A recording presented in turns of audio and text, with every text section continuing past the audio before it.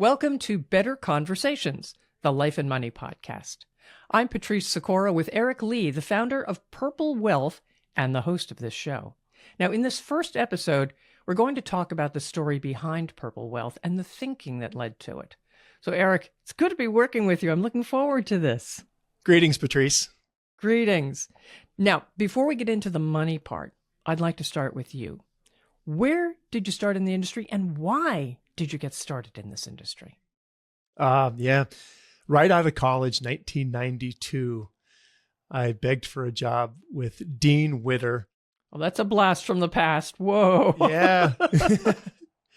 You remember Dean Witter. Dean Witter at that time was the largest investment firm in the nation for individual investors. And I was hired to be a financial consultant. I was really excited to help people make smarter decisions with their money, but I was probably a little bit naive looking back on it.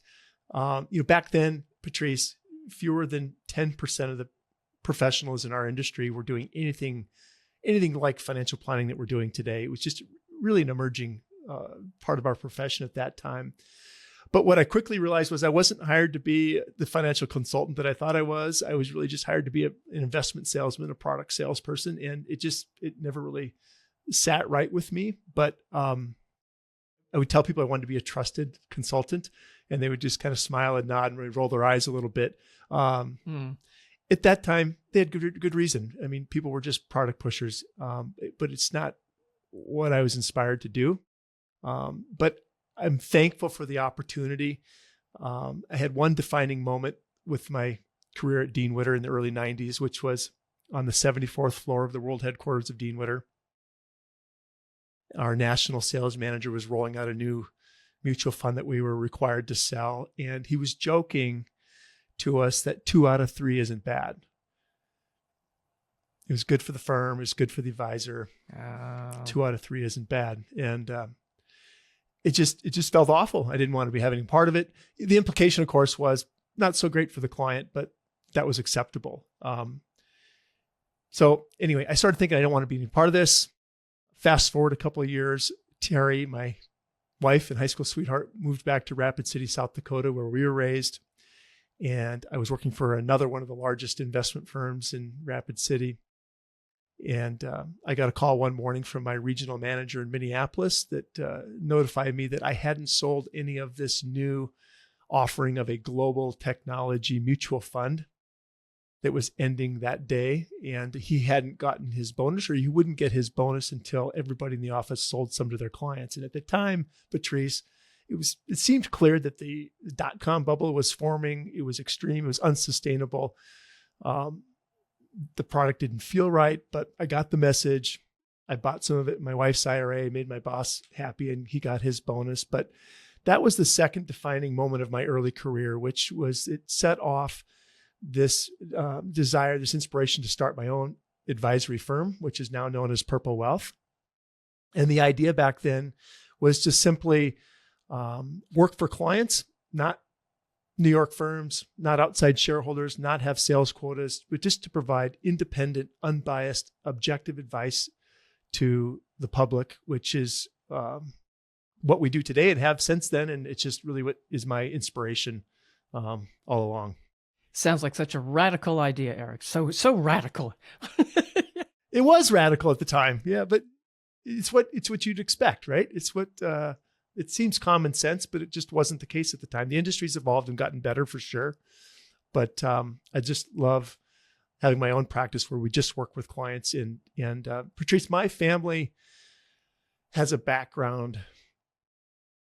Both sides, my wife's family and my family, have a deep background of financial insecurity, stress in their lives. And so this is kind of a calling for me. I love to provide good advice and guidance to families to help them be better than they might be on their own, and to lift people out of the stress that they're experiencing. And also this idea of just being honest and transparent is kind of my fuel. It's my drug, so to speak.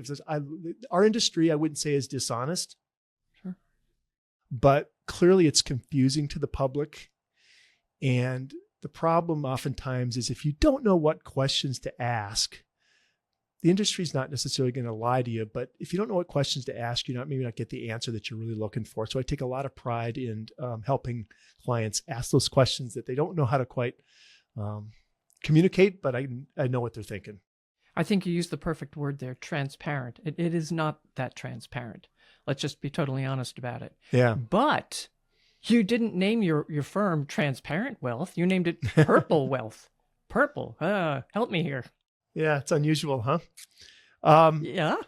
Hey, listen, in 2010, I renamed the company Purple Wealth because I was seeing, I would say two problems. First was a paradox, which was I was meeting people that really by any balance sheet measure had more money they could ever need, but they didn't feel secure. They weren't fulfilled, always second guessing the decisions they were making, and just were never really at peace. And at the same time, I was meeting people that had relatively very little money, but were calm and joyous and peaceful. And it's when it kind of hit me that what's the term? There was no term. Has been no term for this state where maybe you have a lot of money or resources, but if you don't feel peaceful thinking about your money, there's no term for that. What is that? I began to realize that life is, to me, more about how you live than how much you have. And I was seeing through clients that more money doesn't necessarily fix the problems. In fact, very many successful people don't actually organize their lives around what matters most to them. And they just assume that the answer is to always do accumulate more. And that wasn't, we were getting good financial outcomes, but we weren't getting good life outcomes. We're taught, though, we're taught to accumulate, to save, to accumulate. And spending it's almost frowned upon. And especially if you've got some insecurities that you've always had or grown up with and stories. And there's really an art to spending, and people have to learn to spend. And it's actually quite difficult. But to spend on purpose with meaning is the key. Mm-hmm. And that's what so many people have been missing, is not aligning what I would say is their capital. So when I use the term capital, obviously money is capital, right? But also your time, your energy, and your attention. So all four are your capital, but aligning your time, energy, attention, and your money with what's most important to you in your life. But that's not purple. That's not purple, Eric. Where do we get purple? It's not. It's not. Real quick, the other problem I was seeing was that going back to spending, clients were constantly living between these two guardrails. In fact, I think everybody is to some degree. Should I save my money or should I spend my money? And people are bouncing back and forth between these guardrails. Should I save? Should I spend? Those aren't the right questions. What I realized the right questions is, what are you going to regret? And that just reframes it. And so finding that middle ground of should I save or should I spend, focusing on what we might regret, what's most important to you, is finding that balance is tricky. So purple wealth. Let's talk about that. How do we get to purple, right? I want to come back to this regret idea after we learn about the purple. It's a great thought. Go ahead. I've always thought, think about two circles. Think about one big circle. It's blue, and it represents your life. It represents your family, your friends, your hobbies, your goals, your dreams, your values, everything that's important to you and makes life what it is. Okay? And then right next to it, you have another circle that's red, and that's your money. It's your investments, your insurance, your taxes, your 401k, real estate, all the stuff. I call it the stuff. Now, take these two circles together, blend them together like a Venn diagram. That overlap between your life and your money, that middle part, that overlap, that Venn diagram, that's purple wealth. that red and that blue makes purple. So purple wealth is aligning your resources, your capital, your money with what matters most to you in your life. Red and blue makes purple. And that's where the magic happens, Patrice. That's where the conversations really get interesting. Mm. The tragic thing is most people never really get there. They never really find that sweet spot of purple wealth. They obsess over their money. They obsess over their returns, their performance, their fees. They're locked into spreadsheets and confuse this financial activity with meaning. And money just becomes kind of this scoreboard. And life oftentimes takes this back seat. So when money dominates your life, everything kind of turns to the red. And when money is ignored, life gets a little unstable. And so that's when regret kicks in? Yeah. Talk to me about regret. That's a concept, that's an angle, I should say, that I've not really heard before from a financial professional. Regret. Let me give you a personal example. Let me go back to one of my first purple wealth moments a couple decades ago when my daughters were born. I have 2 daughters in their early 20s today. My wife was working full time and she had a 6-figure salary. But she wanted to be home with the kids. We wanted a bigger house. I wanted a new boat. We wanted to save for college. We wanted to save for retirement. In fact, we wanted to help our family in other ways financially.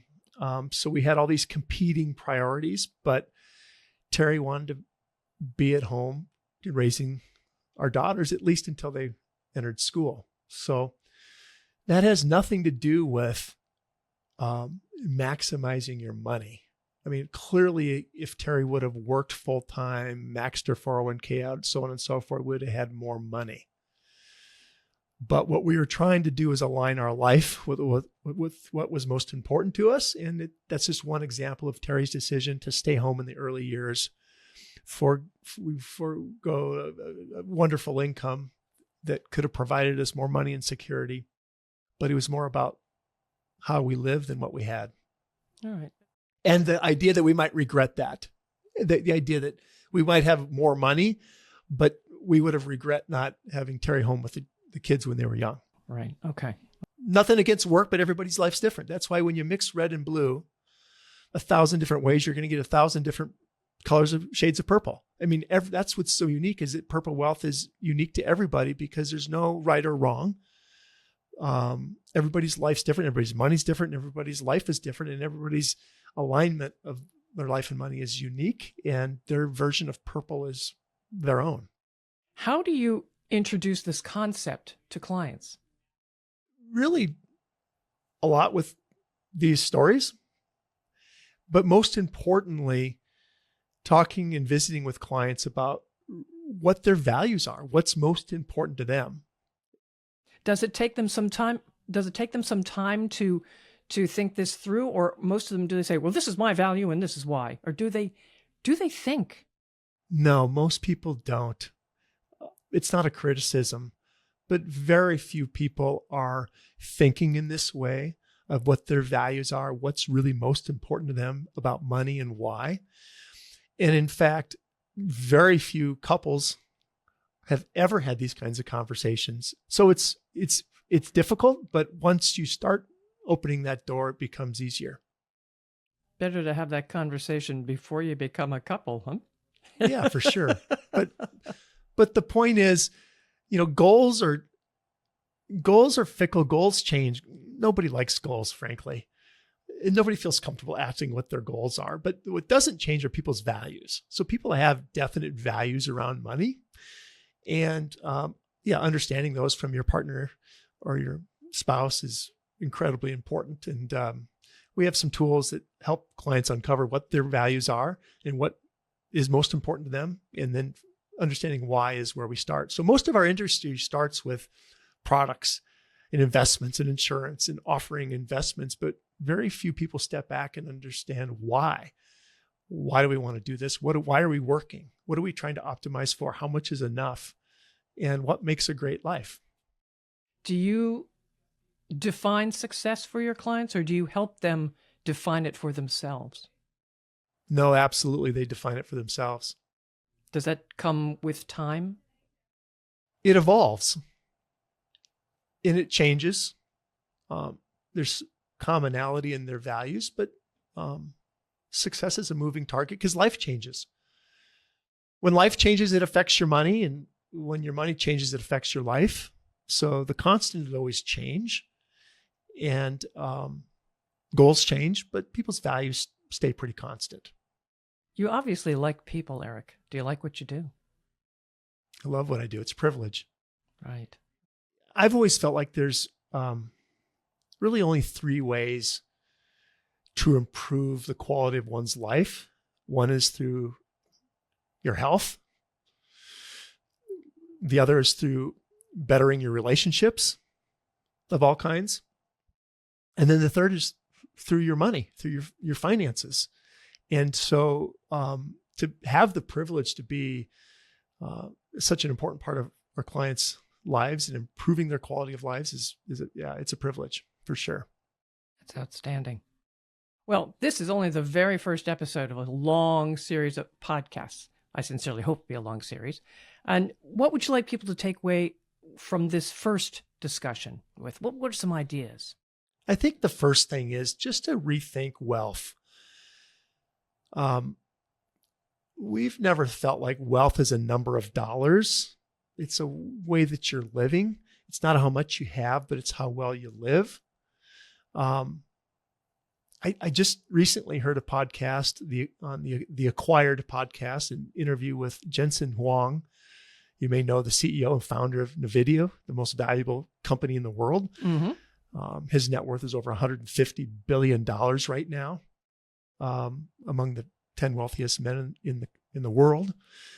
But what he was asked on this podcast was if he could go back 30 years and start the company again, would he do it?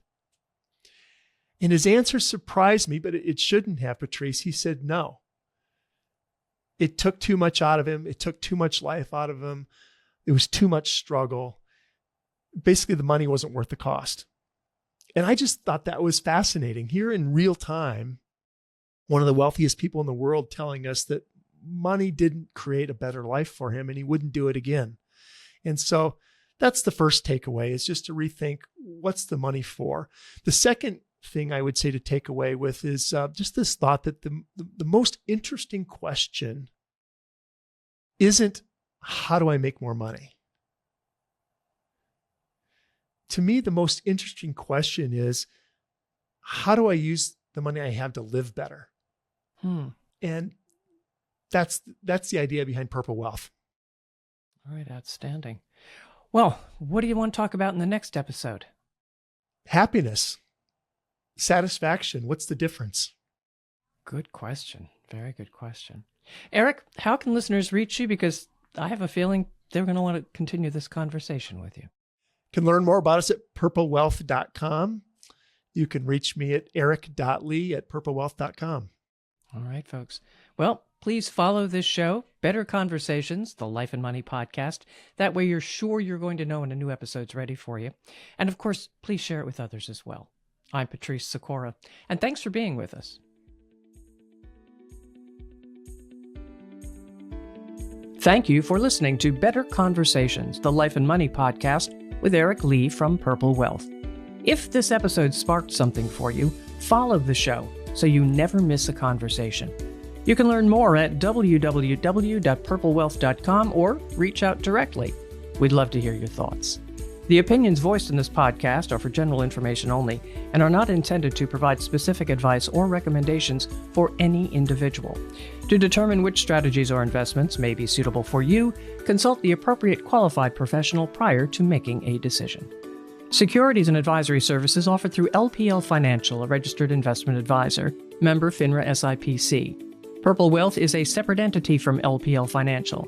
The opinions voiced in this podcast are for general information only and are not intended to provide specific advice or recommendations for any individual. To determine which strategies or investments may be suitable for you, consult the appropriate qualified professional prior to making a decision. Any guests and their companies are not affiliated with or endorsed by LPL Financial or Purple Wealth. Individual tax or legal matters should be discussed with your tax or legal professional. Economic forecasts set forth may not develop as predicted, and there can be no guarantee that strategies promoted will be successful. All performance referenced is historical and is no guarantee of future results. All indices are unmanaged and may not be invested into directly. There is no assurance that techniques and strategies discussed are suitable for all investors or will yield positive outcomes. The purchase of certain securities may be required to affect some of the strategies. Investing involves risks, including possible loss of principal.